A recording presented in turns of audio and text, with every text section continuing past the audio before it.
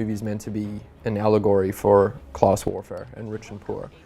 And to a certain extent, I suppose, you can either look at it like gated communities that hang on to wealth and fortify, or entire nations and the way immigration works, with the third world trying to get into the first world.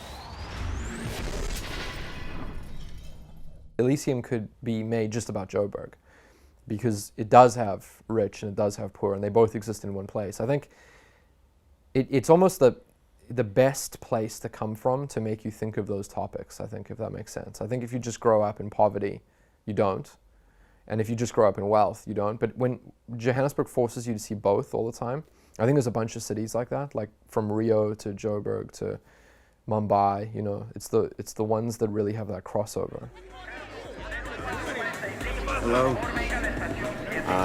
Before we start, I'd just like to explain... Max DaCosta, violation of Penal Code 2219, today at bus stop 34B. Yes, that's exactly what I wanted to talk to you about. You see, I believe there's been a misunderstanding. Immediate extension of parole by a further 8 months. Wait, what? No.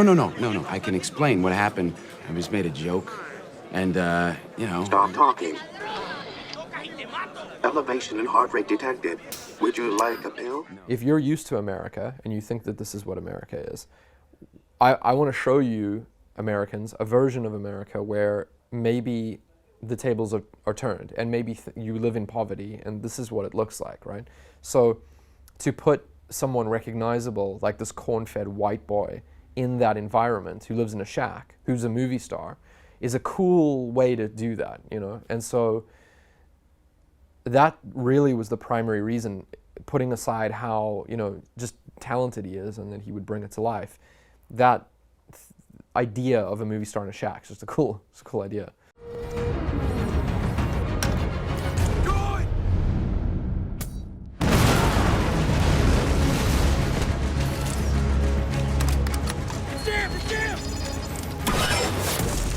An 11-year-old watching Star Wars doesn't really, there's nothing else going on there except Star Wars.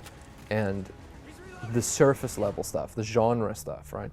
So 50% of me is that genre person. Like, if there isn't magical, fantastical stuff, like, I'm kind of not really totally interested.